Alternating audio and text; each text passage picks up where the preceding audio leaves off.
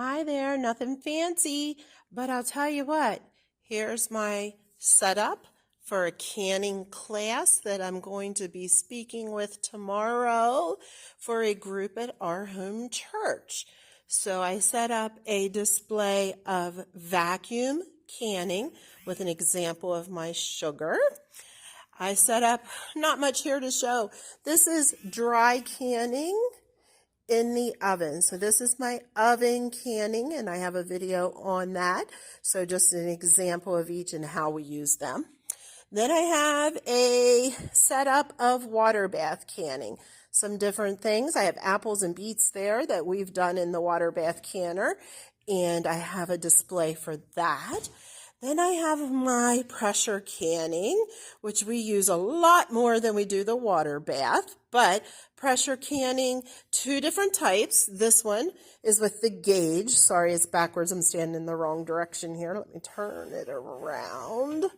All right, so the gauge style with the weight, and then I have the rattler weight style. So that's a tall one I can double stack in, so you can put more than one layer. That's what those extra pieces are for.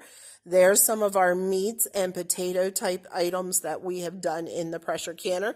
We have a turkey breast with no extra broth. We have turkey broth with turkey meat.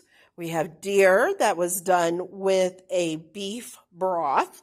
And then we have a beef broth and potato soup starter right there. So some things, and that's a butter, just to show another example and how we stack into that. And then this is a shorter one. Still both hold 7 quarts of canning, or you can double stack in the taller one. All right.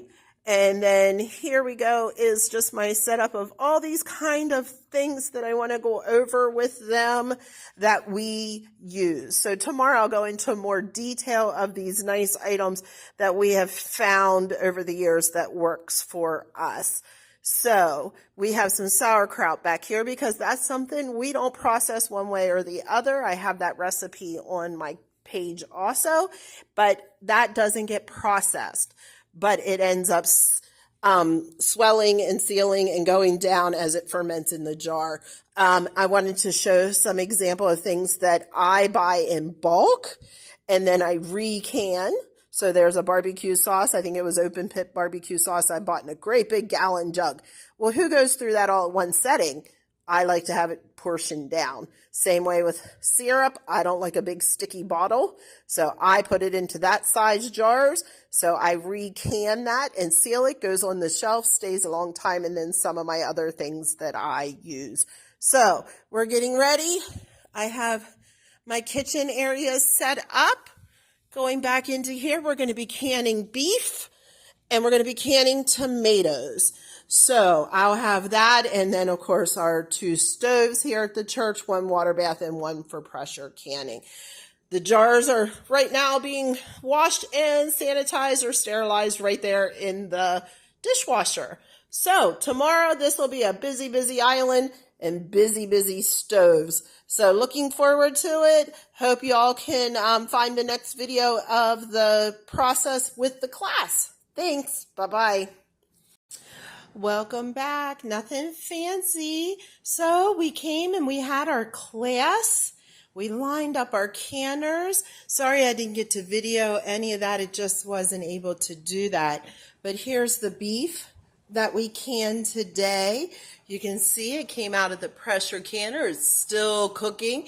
Comes out bubbling like that. I love that. They're already popping. You may get to hear one pop as we come out. So this is just raw pack beef cubes with salt and flats and rings. Wipe your rims with white vinegar and pressure canned for 90 minutes at 10 pounds of pressure for our area. And then in the water bath, I taught them water bath. We just did a quick diced tomato. So the only thing in the diced tomato is your salt and your lemon juice, diced up tomatoes, and topped it off with some water. And we water bath canned those for 45 minutes, and they're already starting to pop too. We played around with some cherry tomatoes. My husband wanted to try them. You can see they kind of split open. There, one popped. I love that sound. So we played around with that. So that's what the cherry tomatoes look like. So those will be fun to play around and see how we can use them. Maybe a saute with some other vegetables. So just a fun way of doing it. Again, all that's in there is the cherry tomatoes washed with salt and a little bit of lemon juice topped with water. So fun, fun, fun. It was a great day. I was so happy that everyone enjoyed the class. Sorry I didn't get to post all of that, but it was a successful day. Having it at the church was nice. We had 2 stoves going, one for pressure canning and one for water bath. And we had this beautiful island that gave us room to spread out. We did tomatoes at this end and beef at this end. So awesome. We had a great day. Thank you everyone for watching Nothing Fancy Home Canning.